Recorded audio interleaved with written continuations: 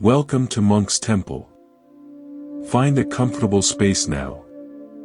Let your body settle into the chair, or the floor, or the bed beneath you. Allow the weight you carry, in your shoulders, in your thoughts, to be noticed, and then gently, gently released. We are entering a space of listening. Not to my words, but to the ancient, quiet rhythm that has been with you since your very first moment. We are turning our attention home, to the constant, whispering truth of your own breath. Forget everything you've been told about breathing techniques for a moment. Set aside the idea of exercise. This is not about performance. It is about presence. It is about discovering that within the simple, automatic act of breathing lies the most profound technology for transformation ever known. This is the heart of the Buddha's practical wisdom. Before philosophy, before complex doctrine, he pointed to this.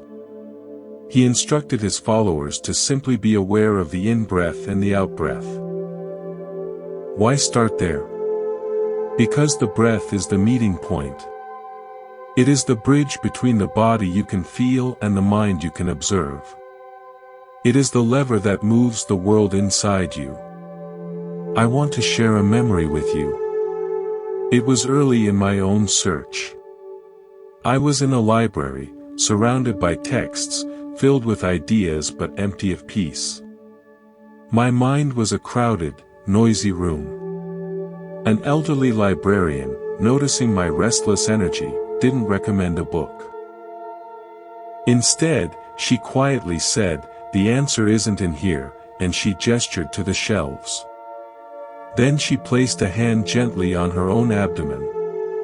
"It's in here. And it's already moving." She smiled and walked away. In my frustration, I closed my eyes. And for the first time that day, I truly felt it. The rise. The fall. Not as a concept, but as a living reality beneath my own hand. That simple shift from thinking to feeling, anchored by the breath, was a doorway. It is a doorway I invite you to step through now. The core principle we explore here is both a scientific observation and a spiritual truth. Look at the natural world with this lens. A tiny, frantic mouse breathes in quick, tiny gasps, its heart a miniature drumbeat of haste, and its life is measured in mere seasons. The majestic whale, diving into the silent, dark deep, takes one immense, cavernous breath and can travel for an hour or more before needing another, living for centuries.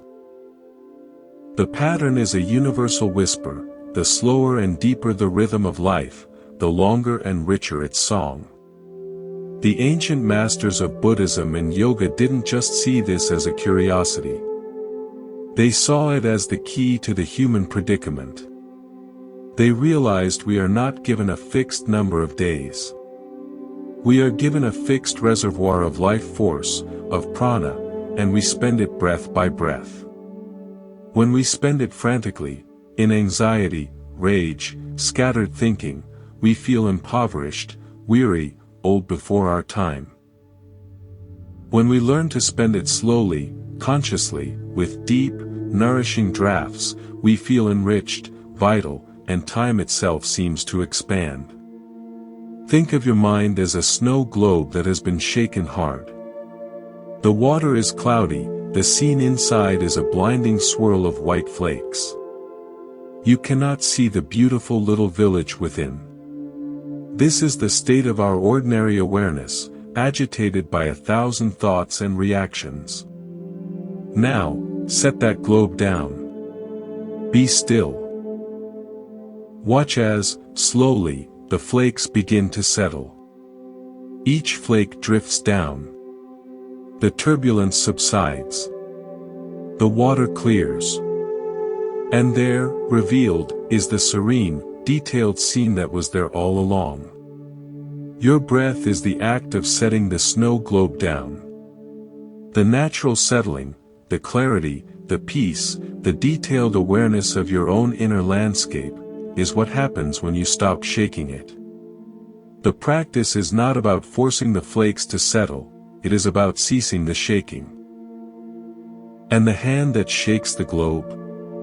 It is our own unconscious, rapid, shallow breathing. This is the first, most essential understanding. Your breath is the architect of your inner climate.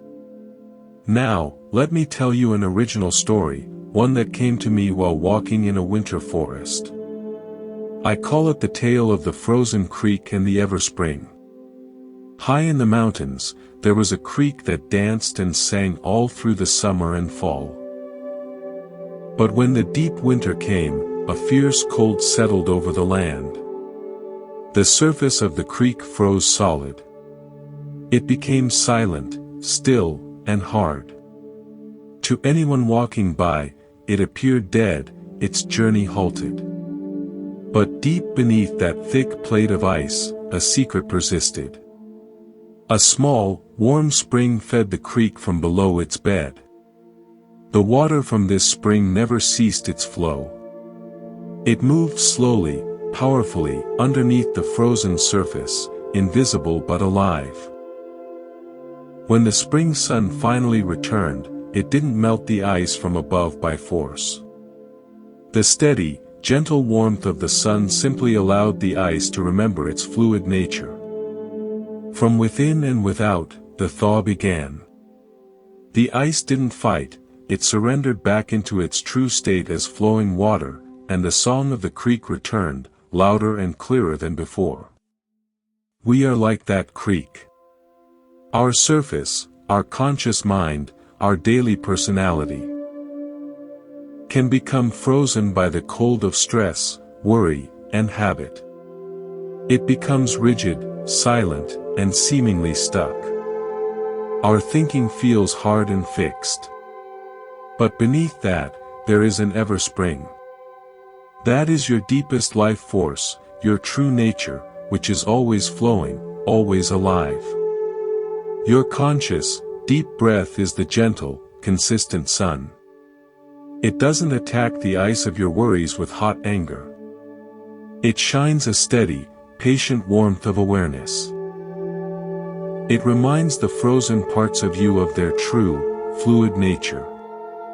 From within, the thaw begins. You don't have to break the ice.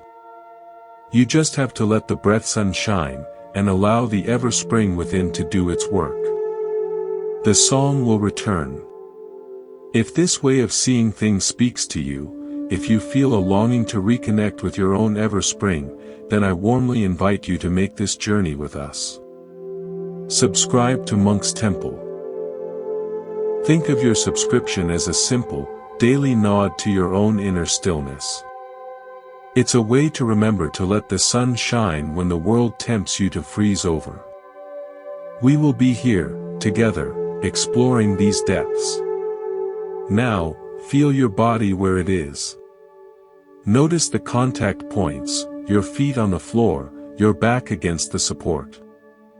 And without changing anything, just become aware of the breath moving in and out of your body. Don't deepen it yet. Just watch it, as you might watch the gentle rise and fall of the chest of a sleeping animal. Is it quick? Is it slow? Is it deep in your belly, or high in your chest? There is no right or wrong. This is simply the starting point, the first honest look at the current of your life. This act of observation is, in itself, a profound shift. You have stepped onto the bank of the river. You are no longer being helplessly swept along by its flow. You are now the witness. And from this place of witness, all possibility begins. Let's explore this idea of the witness, the one who stands on the bank.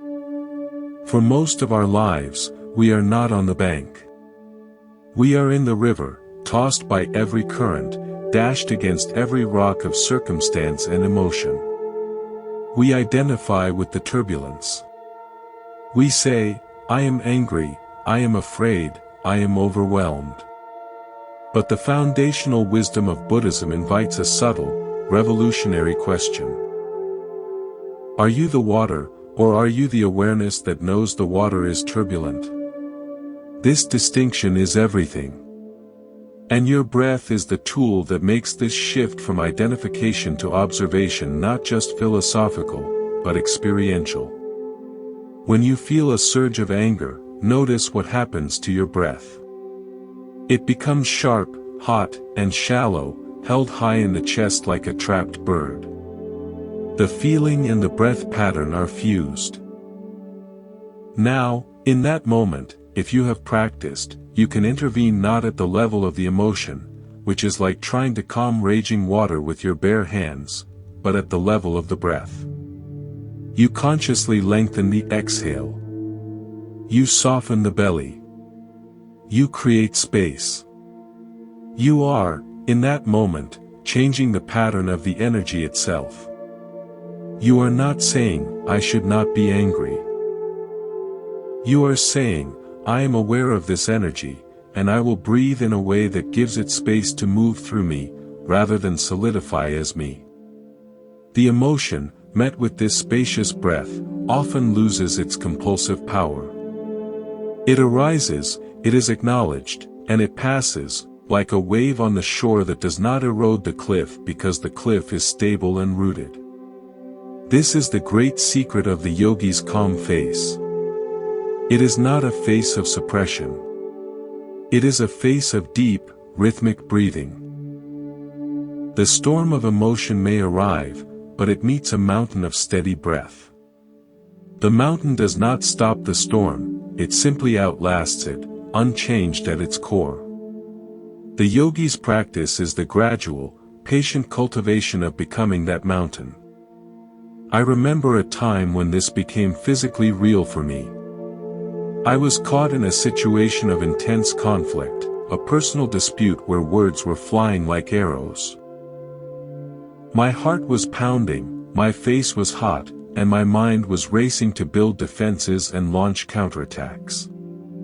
Then, a memory surfaced, not a thought, but a bodily memory of my teacher's posture. I saw him sitting perfectly still, a cup of tea cooling beside him, his breath so quiet it was almost invisible. In that chaotic moment, I let my shoulders drop. I stopped talking. I placed a hand on my sternum and felt the frantic drumbeat there. And I took one breath. Not a dramatic gasp, but a slow, deliberate inhale through the nose, letting it fill down into my abdomen, and an even slower, sighing exhale through slightly parted lips. I did nothing else. I didn't have a clever response. I just took that one conscious breath. The entire energy in the room shifted. My own internal hurricane lost its fuel. The other person, startled by the sudden stillness, paused. The space created by that one breath was enough for clarity to return. The conflict didn't magically vanish, but it transformed from a war into a conversation. That is the practical power. It is not esoteric. It is a physiological reset button, wired into your very being. Now, let's consider the physical breath more closely, for it holds the map to the mind. Notice a child in deep sleep. Watch the little mound of their belly rise like a soft moon and fall like a setting sun. This is natural, diaphragmatic breathing. The diaphragm is a dome-shaped muscle beneath your lungs. When you inhale deeply, it contracts and flattens downward, pressing on the abdominal organs and making the belly expand.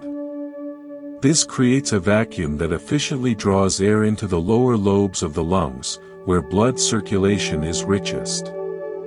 It is the most efficient, calming way to breathe. It massages your internal organs, stimulates the vagus nerve, the commander of your rest and digest system, and tells your entire biology. All is safe. All is well. We are born breathing this way. But life teaches us to armor ourselves. We suck in our guts for appearance. We breathe high in our chests when afraid. We chronic, low-grade anxiety keeps our diaphragm tight and immobile. Over years, we forget how to breathe from our center. We become chest breathers, living in a state of subtle, perpetual readiness for an emergency that never comes. This shallow breathing is the engine of our modern malaise. It directly feeds feelings of anxiety, scarcity, and disconnection. But the beautiful, liberating truth is this: you can remember. You can retrain. You can, at any moment, choose to drop the breath down. You can unlearn the armor. When you do, something magical happens. You are not just moving air, you are moving consciousness. The center of your awareness drops from the frantic attic of your thinking head down into the quiet, wise library of your body. Let me tell you another original story, the parable of the lighthouse keeper. On a rocky, storm-racked coast, there was a lighthouse. Its beam was crucial for guiding ships safely to harbor. The old lighthouse keeper was a master of his craft. Every evening, he would climb the spiral stairs to the lamp room. But his ritual began not with lighting the lamp, but with a simpler task. He would first go down to the very base of the lighthouse, to the foundation stone embedded deep in the cliff. He would place his hands upon it, close his eyes, and take 10 long, slow breaths, feeling the unshakable solidity of the rock that anchored the entire towering structure against the sea's fury. Only after connecting with that foundation would he climb up to light the lamp. When asked why, he said, "The lamp is the mind. It must cast light far and wide." But if the foundation is not felt, if the keeper is only up in the lamp room identifying with the sweeping beam, then when the great storms hit, he will feel the tower sway. He will panic, thinking the light itself is unstable. But when he knows the foundation, when he feels it in his bones before he tends the light, then he knows the sway is only at the top. The base is unmoved. He can tend the lamp with a steady hand, no matter how the wind howls. Your deep, diaphragmatic breath is you placing your hands on your foundation stone. It is the act of connecting with the stable, grounded, earthy part of your being before you engage with the swirling, thinking, perceiving mind lamp at the top of the tower. When you start your day, or enter a difficult situation, with a few of these foundation breaths, you are no longer at the mercy of the storm. You know where your stability lies. The thoughts and emotions may sway, but you, anchored in the breath of the body, remain steady. This grounding breath is also the secret to vitality. It is how you drink life from the atmosphere. The ancient yogic concept of prana is not mystical, it is the perceptible vitality in fresh air, in sunlight, in the charge of a clear mountain morning. Shallow breathing sips at this vitality. Deep breathing gulps it down. Every cell in your body is a tiny lantern waiting for the fuel of oxygen to burn brightly.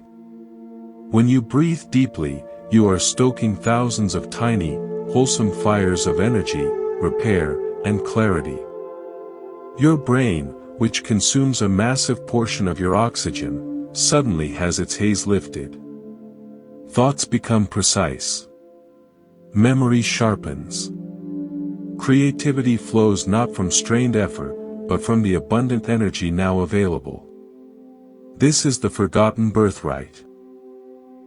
To feel energized not by caffeine or external stimulation, but by the simple, conscious act of breathing fully.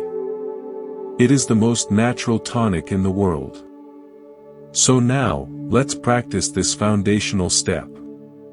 As you listen, you can try this. Place one hand lightly on your chest, and the other on your belly. Just notice your natural breath.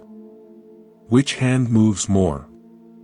For most of us, it's the hand on the chest. Now, on your next inhale, gently direct the breath downward. Imagine you are pouring the air into a vessel in your lower belly. Let the hand on your belly rise as it fills. Let the hand on your chest stay relatively still. It's not a forceful push, it's a gentle allowing. As you exhale, let the belly hand fall back in.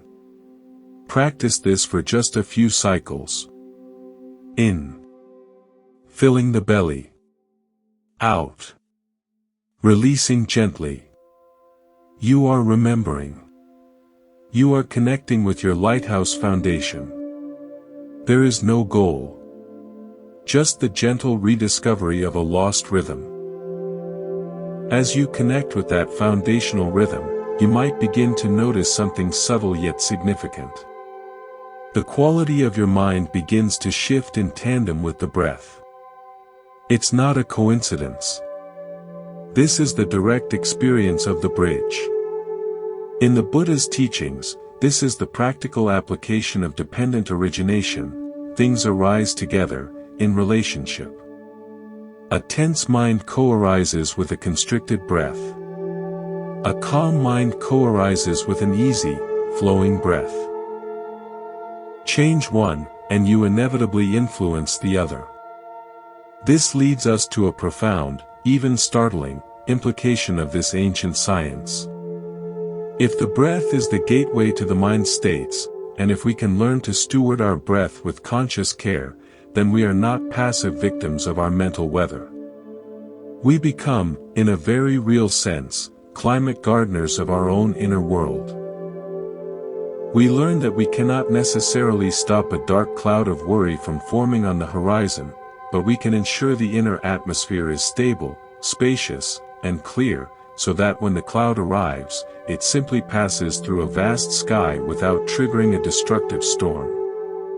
The advanced practitioners of this science, the yogis and monks spoken of in legends, took this principle to its logical extreme. They asked, if slowing the breath from 20 to 15 times a minute brings a noticeable calm, what happens if you cultivate a breath so slow, so deep, so effortless that it becomes a mere ripple on a fathomless lake? The ancient texts describe stages of this deepening.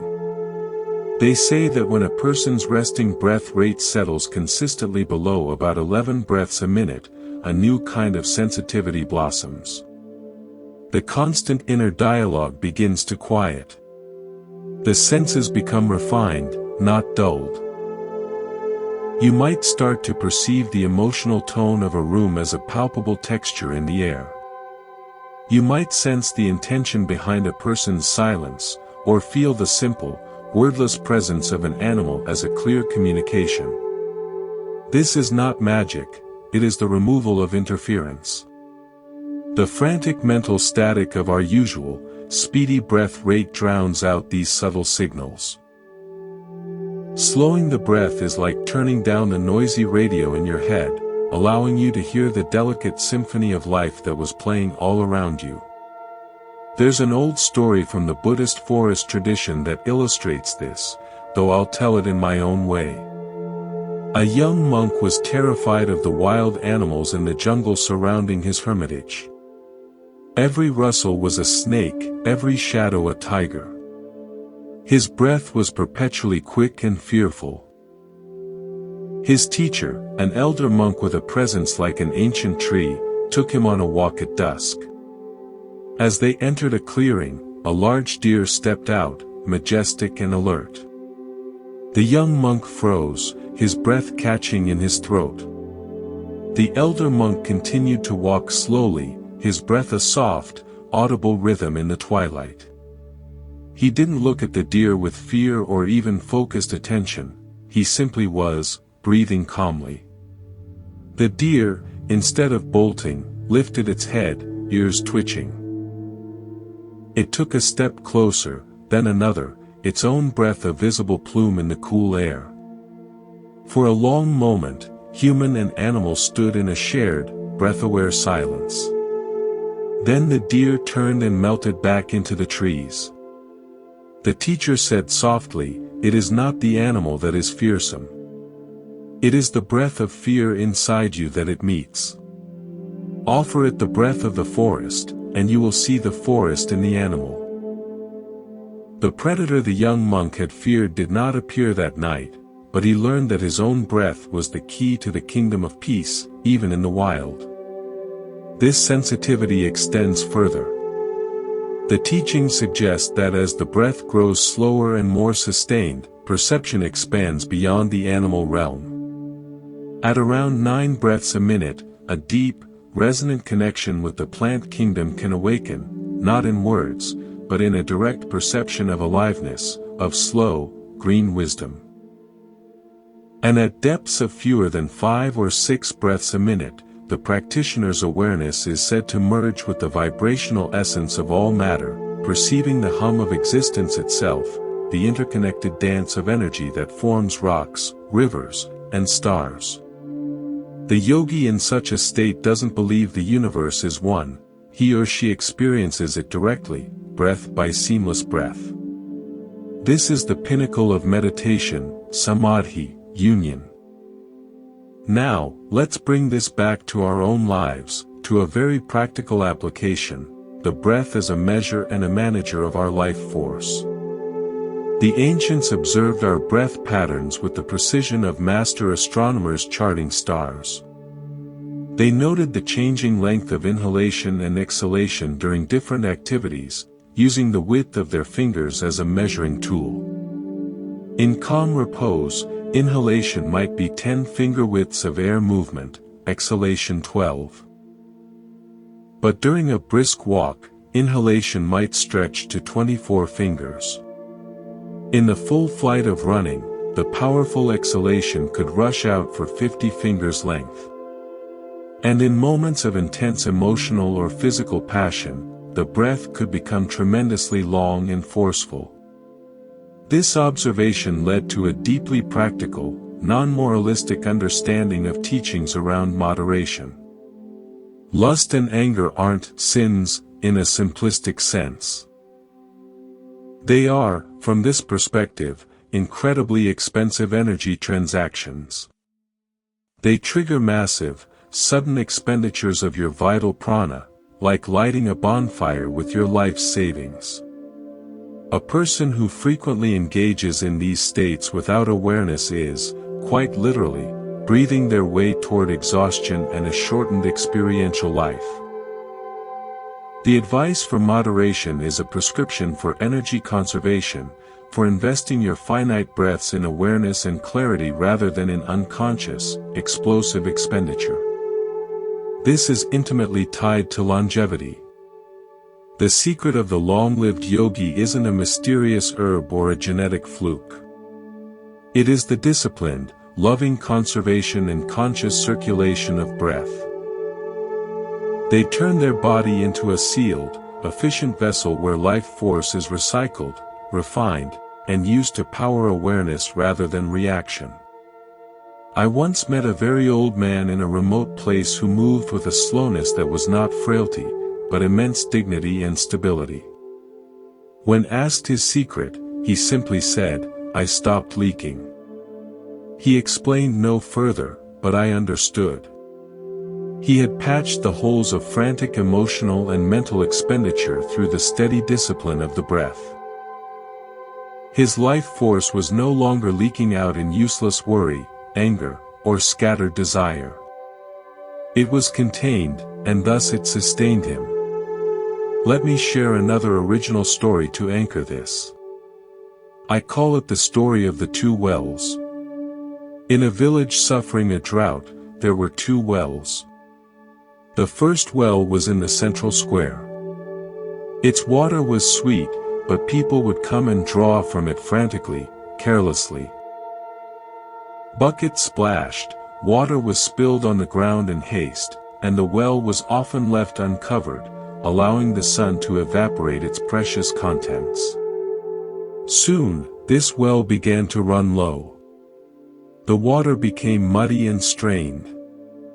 The second well was in the quiet garden of a sage at the village's edge. This well was covered with a fine wooden lid. When the sage needed water, he would approach slowly. He would remove the lid with care. He would lower his bucket slowly, on a steady rope, so it kissed the surface of the water without disruption. He would draw it up, full, with the same steady slowness. He would pour what he needed into his jug, and then immediately replace the lid. He never spilled a drop. The villagers, desperate, eventually came to him, fearing his well would also run dry. He invited them to look. When he removed the lid, they saw a deep, dark, cool mirror of water, full nearly to the brim, crystal clear. "My well and your well," he said, "were fed by the same deep spring. The difference is not in the source, but in the drawing. You draw with the panic of lack, and you create lack. I draw with the gratitude of abundance, and I preserve it. Your breath," he said, looking at their anxious faces, "is your bucket and your rope. Draw from your life with panic, and you will feel a drought within. Draw with slow, conscious care, and you will always find depth." We are all drawing from the same well of life force. Our breath is the method of drawing. Are we splashing and spilling with quick, greedy, anxious gasps? Or are we drawing deeply, slowly, and with conscious gratitude, keeping our inner vessel covered against the evaporating winds of distraction? The level of our well depends on it. So, let's practice this conscious drawing. For the next few minutes, let go of any effort to control. Simply rest in the awareness of your breath. Feel the cool air as it enters your nostrils. Feel the slightly warmer air as it leaves. Imagine each inhale as slowly lowering a bucket into a deep, cool well of peace within you. Imagine each exhale as lifting that bucket, full of tranquility, and pouring its refreshment into every cell of your body. There is no hurry. The well is deep. You have all the time you need to draw your fill. This practice of drawing slowly from the well brings us to a beautiful and often overlooked aspect of the breath, its inherent rhythm of giving and receiving, of engagement and release. The breath is not a one-way street. It is a circle, a perfect symbol of balance. You cannot only inhale. You cannot only exhale. Life requires both. The wisdom lies in harmonizing the two. In our culture, we often prize the inhale, the taking in, the accumulating, the efforting. We push, we strive, we grasp. Our breath mirrors this, short, grasping inhales, with weak, incomplete exhales. We are perpetually half full, holding on, unable to fully let go. But the secret to power, ironically, lies in the release. The exhale is the great teacher of surrender. It is the letting go of what is no longer needed, the spent air, the carbon dioxide, the tension, the old thought. A full, deep, sighing exhale is an act of profound trust. It says to the universe, I release this. I trust that there will be more. And the universe, in its reliable rhythm, responds with a fresh inhale. The Buddha's path is often called the middle way, a path of balance between extremes. Your breath is the physical manifestation of that middle way. The balance between effort and ease, between holding and releasing, is practiced right here, in the rising and falling of your own chest and belly. When you find that balance in the breath, you begin to find it in your life.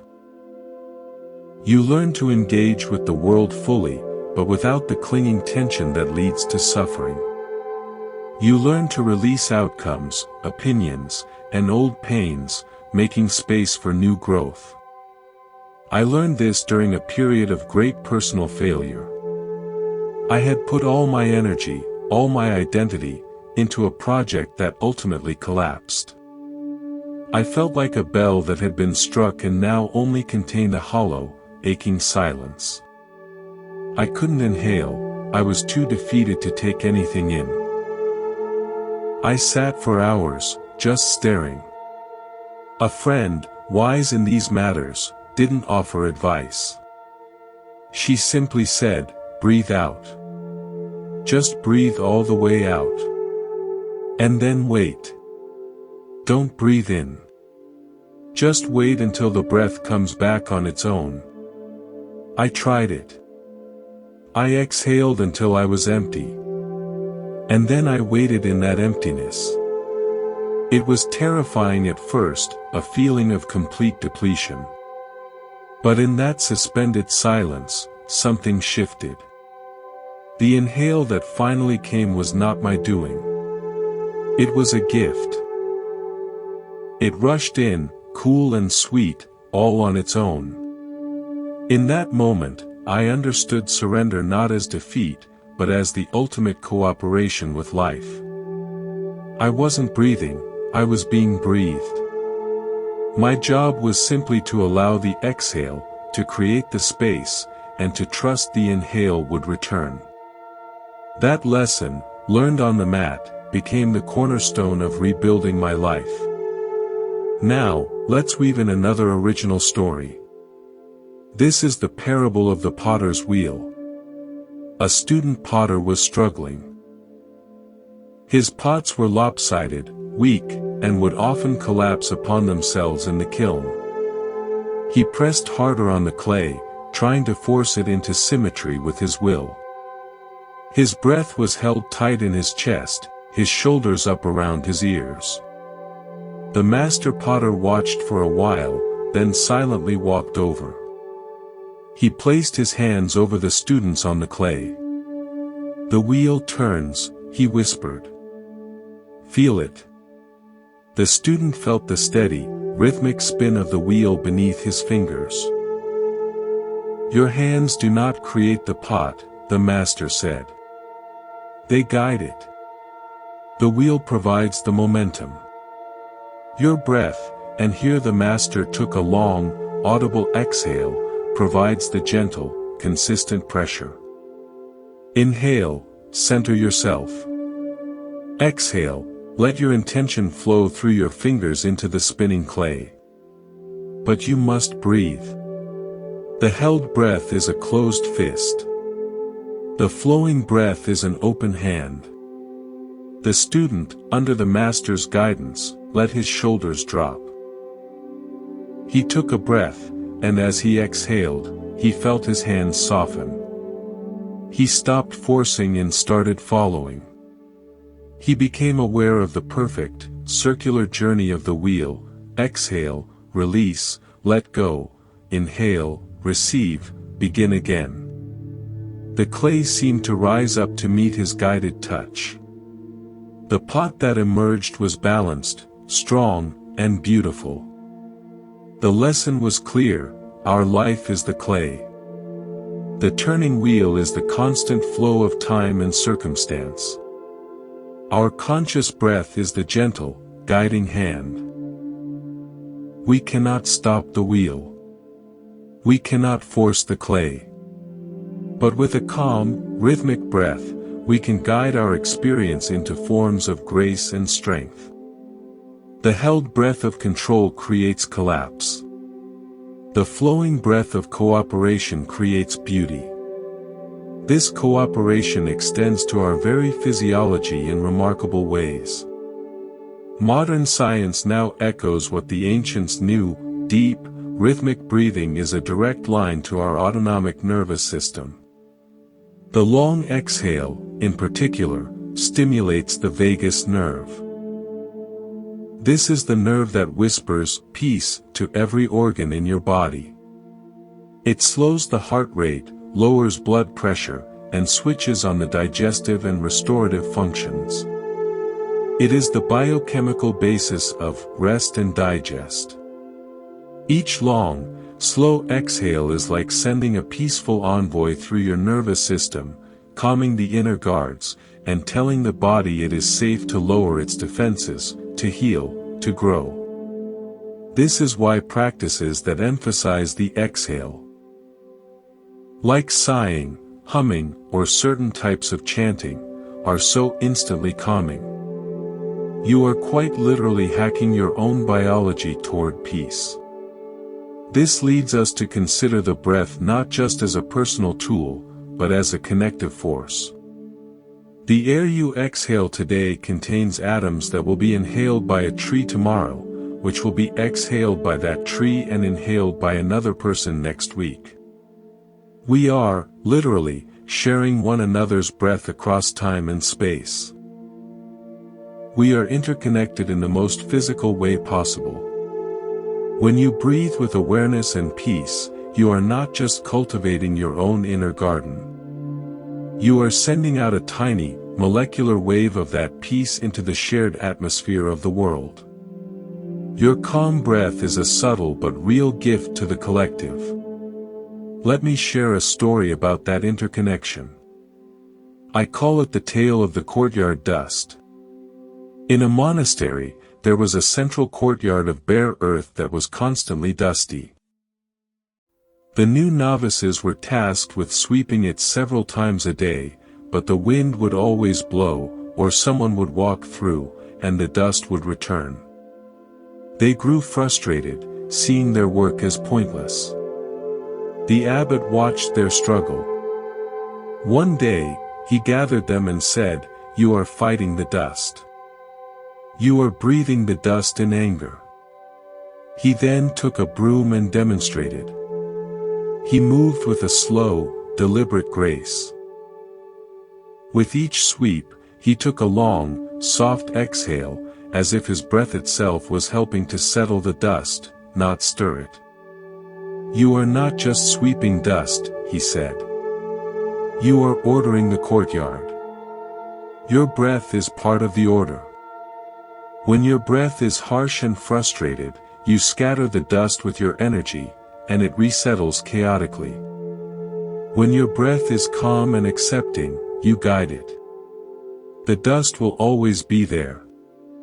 Your relationship to it is your choice." The novices began to practice. They stopped fighting the dust and started working with it, their breath a soft, settling presence. The courtyard did not become spotless, but it took on an ordered, peaceful appearance. More importantly, the novices carried that sense of ordered calm within them, no longer scattered by every gust of wind, every bit of life's inevitable dust. Your mind is that courtyard. Thoughts and feelings are the ever-shifting dust. You can fight them, huffing and puffing with frustrated, shallow breath, and scatter them into chaos. Or you can accept their presence, and with a calm, ordering breath, sweep them into patterns of understanding, making space for clear passage. The dust never truly disappears, but your relationship to it is transformed by the quality of your breath. So, let's practice this ordering breath. For the next few moments, bring to mind a small, recurring worry or annoyance, a piece of mental dust. Now, as you breathe in, simply acknowledge its presence. As you breathe out, long and slow, imagine your breath is a gentle breeze that settles that dust into a neat, harmless pile in a corner of your awareness. You are not destroying it. You are not being overwhelmed by it. You are simply, with the power of your exhale, creating order and space around it. Breathe in, acknowledge. Breathe out, settle and create space. With each exhale, feel the spaciousness in your mind grow, while the dust of the thought becomes smaller and more manageable. This spaciousness we cultivate is the fertile ground for something the ancient sages spoke of with reverence, the awakening of dormant capacities. As the turbulent winds of wasted energy, scattered desire, compulsive anger, chronic worry, begin to settle through breath mastery, that conserved life force doesn't just vanish. It is redirected. It begins to nourish deeper layers of your being, like a river changing course to irrigate long-parched fields. In the yogic and Buddhist traditions, this process is sometimes described with beautiful, metaphorical precision. They speak of the energy that was once tied up in basic survival and procreation becoming available for higher cognition, intuition, and a profound sense of unified perception. It's not about becoming superhuman. It's about becoming fully human, accessing the complete spectrum of consciousness we all possess but rarely tap into. Think of your nervous system as a complex, ancient city. Most of us live our entire lives in a few bustling, noisy market squares near the main gates, the realms of instinct, emotion, and logical thought. Our rapid, shallow breath keeps us agitated in these outer districts. But deep, slow breathing is like receiving a master key and a lantern. It allows you to walk past the crowded squares, down quiet, cobbled streets, into the inner libraries, observatories, and temples of the city that have always been there. Here, in the quiet center, different faculties reside. Keener perception. Unshakable peace. Creative insight that feels downloaded rather than constructed. This is the magic spoken of in stories. It's the natural inheritance of a calm and concentrated mind. Let me share an original story about this inner journey. I call it the legend of the sunken bell tower. In a village by a deep lake, an old story told of a magnificent bell tower that had stood on the shore centuries ago. During a great earthquake, the tower had toppled and sank into the clear, deep waters. The bell was lost.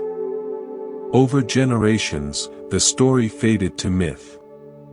The people of the village lived on the surface, their lives busy with fishing and trade, their minds on the day's waves and weather.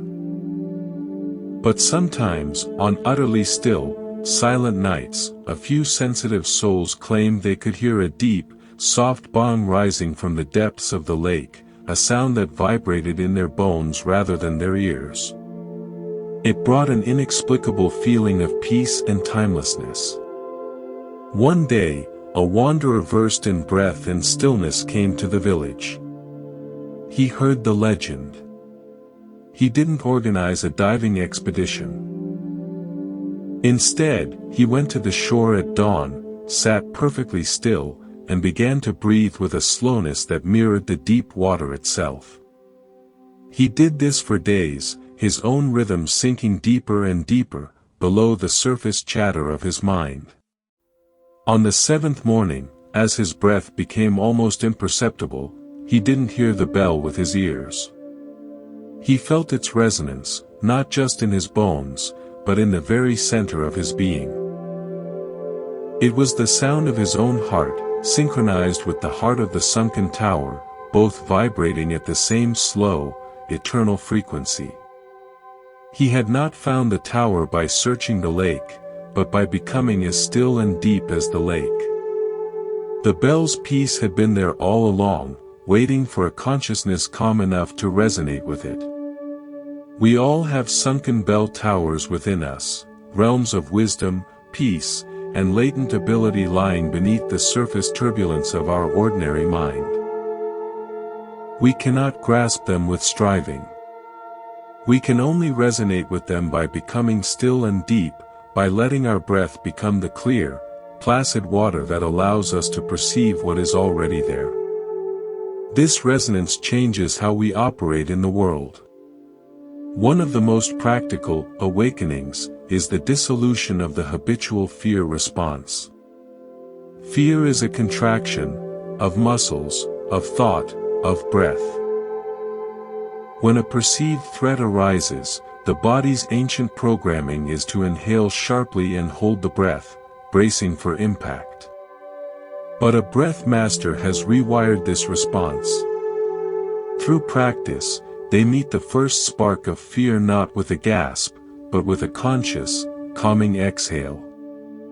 This exhale is a physiological override.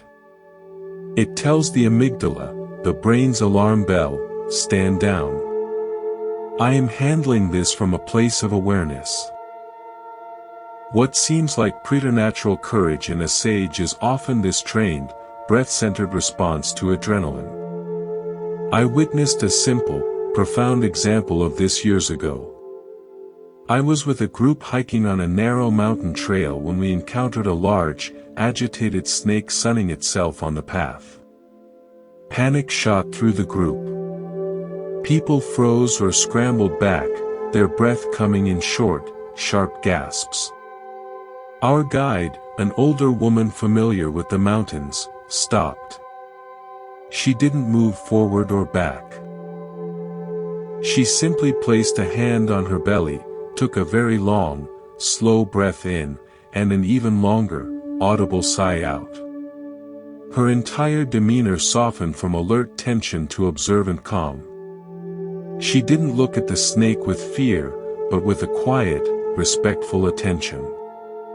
The snake, which had been coiled and hissing, seemed to settle.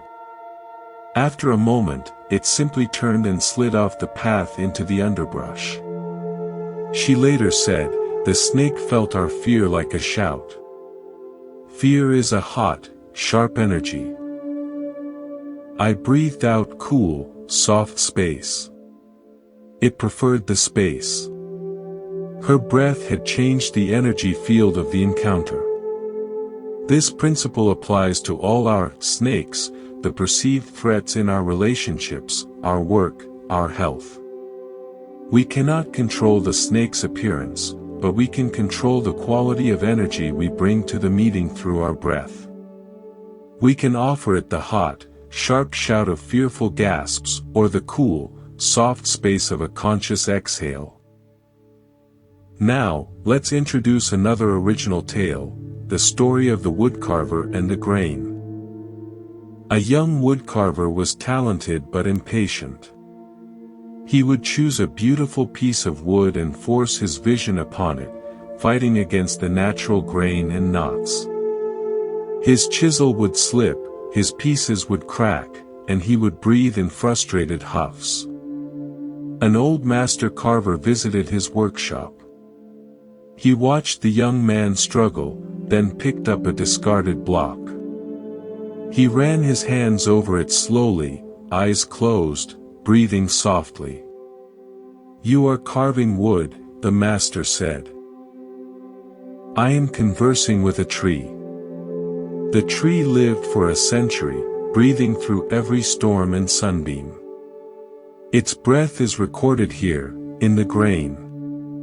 The master then demonstrated. Before each cut, he would breathe in, feeling for the story of the grain. As he breathed out, his chisel would follow that story, using the knot not as a flaw to be defeated, but as the eye of the pattern to be highlighted. Under his hands, the wood seemed to come alive, revealing a form that felt inherent, not imposed. "Your own being has a grain," the master told the young man. "It is the pattern of your life force, your prana. Your anxious, fighting breath goes against your own grain, causing inner cracks and slips. Learn to breathe with the grain of your own nature. Inhale to feel the pattern. Exhale to follow it. Then, your life will stop feeling like a struggle and start feeling like a revelation." Our habits, our temperament, our past, these are the grain in the wood of our being. Fighting against them with willpower alone is exhausting. But when we use the breath first to feel, to understand the pattern, and then to move with it, our actions become effortless and true. We stop forcing a life and start allowing our unique form to emerge. This is the essence of the breath's wisdom.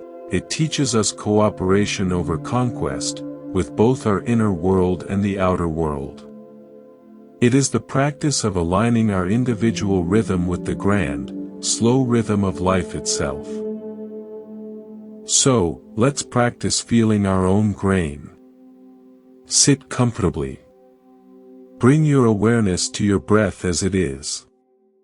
Now, imagine that with each inhale, you are sensing the unique pattern of your own energy, like a hand feeling the grain of precious wood. With each exhale, imagine you are aligning yourself with that pattern, releasing any tension that tries to go against it. There's no need to change anything. Just breathe and feel. Inhale, sense the pattern. Exhale, relax into it. Allow your breath to be the conversation between your conscious mind and the deep, wise grain of your own being. As we learn to move with our own grain, a natural simplification occurs. The complex, draining desires that once felt like urgent necessities begin to lose their charge. This isn't a suppression born of willpower, but a quieting born of fullness. When you are constantly connected to the deep, nourishing well of your own breath, you are less desperate for external streams to quench your thirst. The ancient texts speak of this as the cooling of the inner fires. It is the settling of a fundamental human restlessness. In this settled space, perception undergoes a subtle but radical shift. You begin to perceive from a place of being, rather than a place of wanting. This is where the true, secret powers spoken of in lore find their origin. They are not supernatural additions, but natural subtractions. The subtraction of mental noise allows latent faculties of perception to come online. Consider the concept of foresight or intuition. In a state of anxious, future-focused thought, you are projecting fears and hopes onto a blank screen. This is not clarity, it is imagination colored by desire. But in a state of deep breath-induced calm, the mind becomes a still pool. The ripples of your own wanting settle. And in that stillness, you can sometimes perceive the subtle ripples caused by events and intentions moving toward you from downstream in time. It's not fortune-telling. It is clear perception, unobstructed by the static of your own emotional noise. The long-distance walker who can sense a change in the weather miles away is using a refined version of this same faculty. Their mind is quiet, their sense is open, and they are breathing in the information the world is always broadcasting. This leads me to an original story about perception. I call it the tale of the mapmaker and the empty land. A great king sent his finest mapmaker to chart a vast, unexplored territory. The mapmaker, proud of his skill, arrived with his instruments, his ledger, and a head full of assumptions based on old, flawed maps. He began to measure and name, forcing the landscape into the boxes of his preconceptions. He breathed the short, sharp breaths of effort and judgment.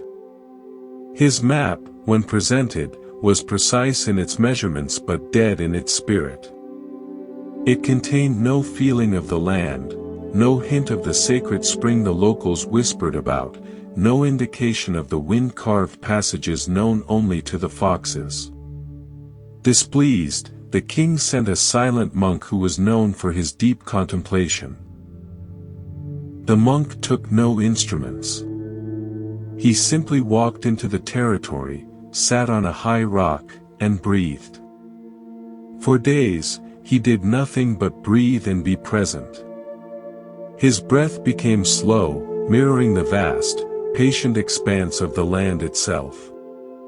He didn't seek information, he allowed impressions. He felt the pull of water in his bones before he saw the hidden spring. He sensed the pathways of animals as gentle currents in the air. When he returned, he drew a map not with lines of ink, but with words of poetry and simple, evocative strokes. It was less accurate by the measures of geometry, but anyone who read it could feel the territory, could navigate it by intuition and heart. The king understood. The first map documented a surface. The second map conveyed an essence. The monk had used his calm breath to sync his consciousness with the consciousness of the land, and in that resonance, knowledge was transferred. We are all mapmakers of our own lives. Are we breathing the short, judgmental breaths of the first mapmaker, forcing our experience into preconceived boxes?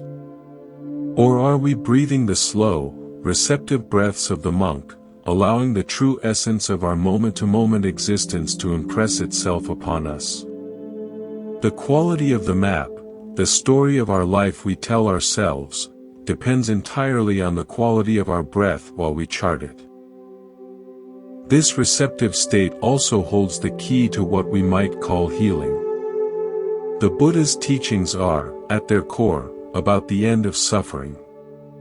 Often, we think of this as a mental achievement. But suffering is held in the body as much as the mind, as tension, as held breath, as blocked energy. A conscious, compassionate breath is the most direct way to address suffering at this somatic level. It is a gentle touch sent to the very place where hurt is stored. I learned this not from a scripture, but from a dog. An old family dog was dying. He was in visible discomfort, panting rapidly and anxiously. Nothing the vet prescribed seemed to ease his restlessness. On his last night, I sat with him, my heart broken. In my grief, my own breath became ragged. Then, instinctively, I tried to calm myself. I began to take long, slow, smooth breaths, in and out, with a soft sound on the exhale. Almost immediately, the dog's frantic panting began to slow. He shifted his head onto my lap. His breathing started to sync with mine, slower, deeper. A profound peace settled over him. His body relaxed, and he passed away not in panic, but in that synchronized rhythm. In that moment, I understood breath as a tangible, transferable frequency of peace. My calm breath had created a field of tranquility strong enough to soothe his suffering. If it could cross the barrier between species, how powerful must it be within our own mind-body system? This is the foundation of the claim that breath mastery can influence health. It is not that a specific breath pattern cures a specific disease like a pharmaceutical. It is that the deep, rhythmic, conscious breath creates an inner environment, a biochemical and energetic climate, that is profoundly hostile to disorder and profoundly hospitable to order and repair. It is the ultimate act of providing the body with the optimal conditions to do what it knows how to do, heal. Let's explore this with another original parable, the story of the murky pond and the clear spring. Two ponds lay in a forest. The first was large but murky, stagnant. Leaves and debris floated on its surface, and the water was opaque. No animals drank from it. The second was a small, clear spring, bubbling up from a crack in a rock. Its water was constantly moving, constantly renewed. It was crystal clear, and all the creatures of the forest came to it. A wise traveler noted the difference and explained it to a student. The murky pond, he said, is like a body and mind with stale, stagnant breath. The life force is trapped, unmoving. Toxins and debris accumulate. Nothing thrives there. The clear spring is like a being with deep, rhythmic breath. The life force is constantly circulated, renewed, and oxygenated. Stagnation is impossible. Clarity is natural. Healing is the natural state of moving, clear water. Disease is the natural state of water that has forgotten how to flow. Your breath, he said, placing a hand on his own diaphragm, is the pump that keeps your inner waters a clear spring, not a murky pond. Our emotional toxins, our metabolic wastes, our stagnant fears, they thrive in the murky pond of shallow, unconscious breathing. They cannot persist in the clear, oxygen-rich, constantly renewed stream of deep, conscious breath. Every long, diaphragmatic inhale is a fresh infusion from the source. Every complete exhale is a cleansing release of what has become stale. So, let's practice being the clear spring. For the next few minutes, let your breath be your sole focus. Imagine with each inhale that you are drawing up fresh, crystal clear, cooling water from a deep, pure aquifer within you. Feel it cleansing and nourishing every cell. With each exhale, imagine you are releasing murky, tired, stagnant water, letting it go into the earth to be purified. Breathe in, the clear spring rises. Breathe out, the murkiness drains away. With each cycle, feel your inner clarity increasing, your personal energy becoming more vibrant and renewing. This continuous renewal brings us to the heart of what it means to live a conscious life.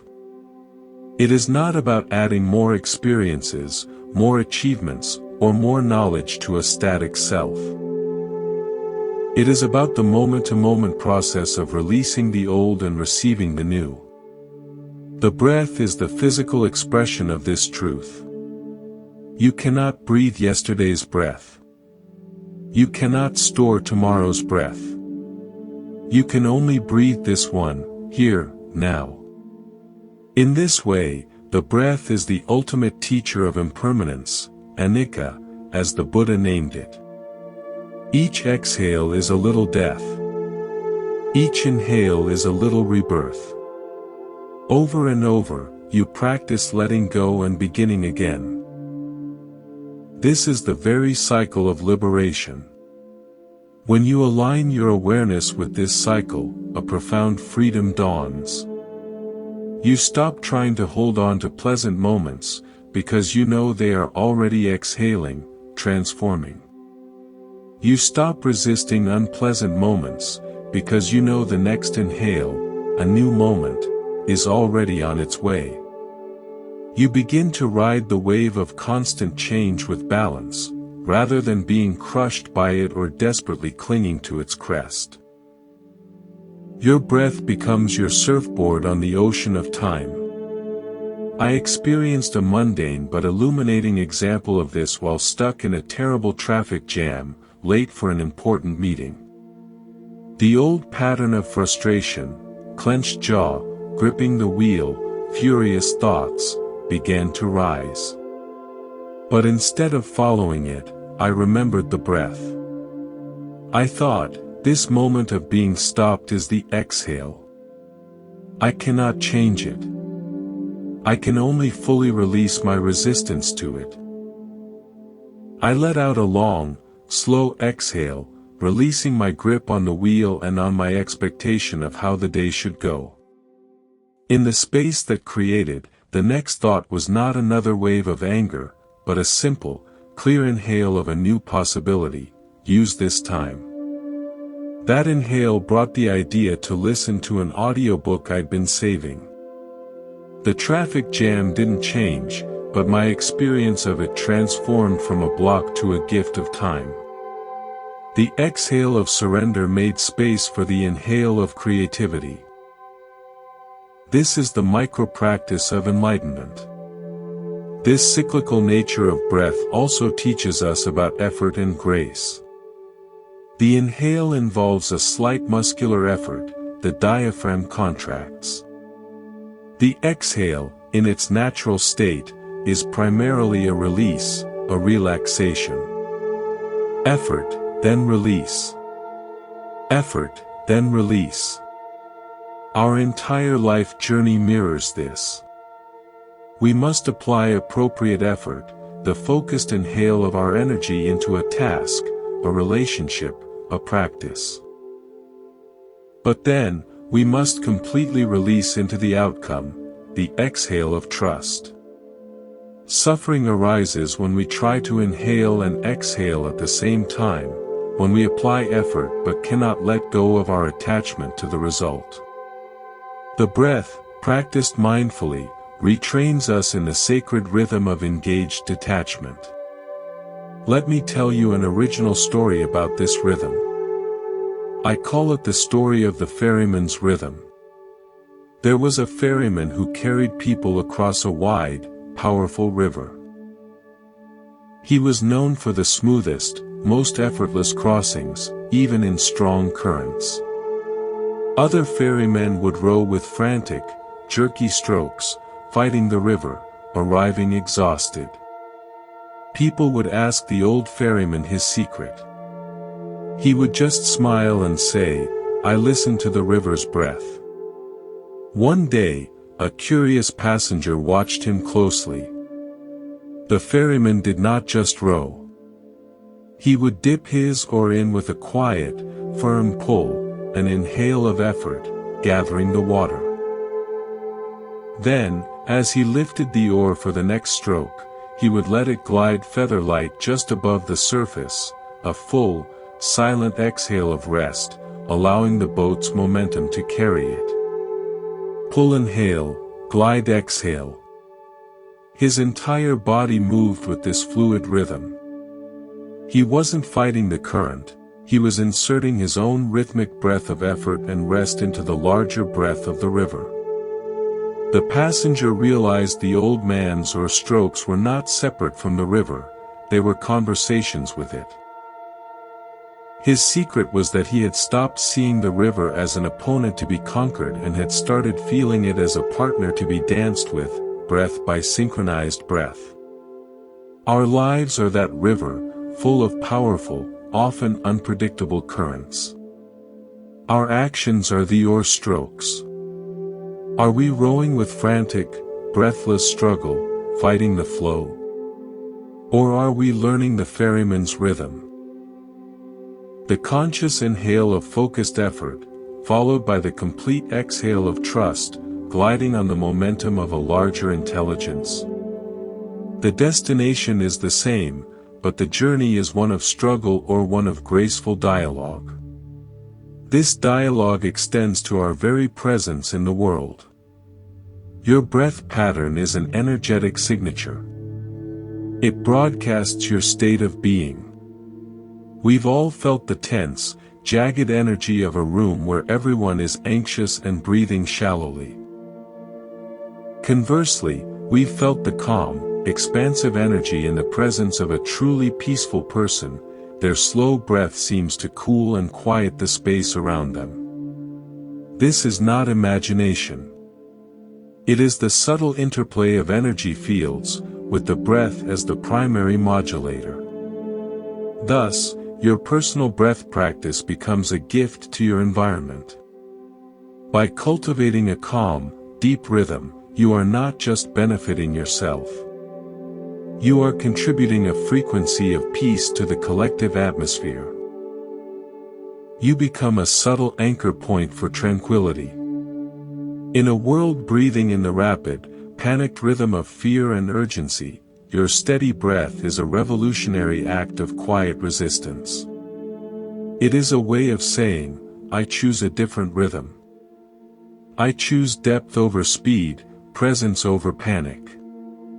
Now, let's introduce a final original story for this segment, one about legacy. The parable of the dying forest and the single tree. A great forest was slowly dying from a blight. The leaves of the trees turned brown and fell prematurely. The animals grew thin and restless. The wind through the branches sounded like a mournful sigh. In the center of this forest stood one ancient, massive oak. Its leaves remained a deep, resilient green. A wise woman traveling through was drawn to this tree. She sat beneath it and noticed something. The air around it felt different. Cleaner. Calmer. She placed her hands on its vast trunk and matched her breath to what she felt. A slow, deep, almost imperceptible pulse. She realized this tree was breathing differently than the stricken forest. It drew from a deeper water table. It processed sunlight with a more efficient, patient rhythm. Its very existence was a sustained, breath-like prayer of vitality. The blight, she understood, was not just physical. It was a sickness of rhythm, a forest-wide pattern of shallow, desperate living that left no reserves for resilience. The great oak was immune not because it avoided the blight, but because its fundamental rhythm of life was so deep and stable that the blight could not find a foothold. Its breath was its fortress. The woman stayed and learned to breathe with the tree. In time, saplings that grew in the clear space around the great oak began to share its resilient green.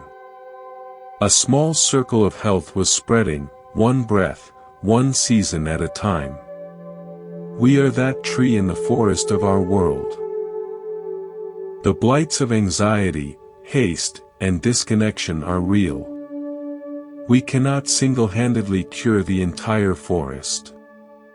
But we can root ourselves so deeply in the conscious breath, drawing from the deep water table of prana, processing the light of our experiences with patient rhythm, that we become a center of unshakable vitality.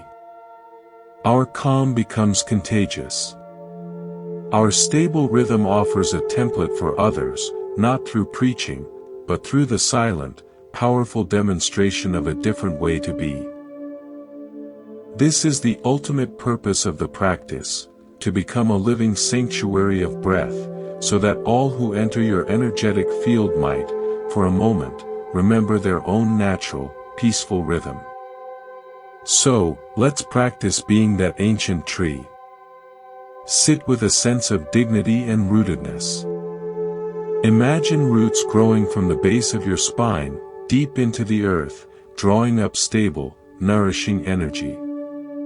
With each inhale, draw that earthy stability up through your roots into your entire being.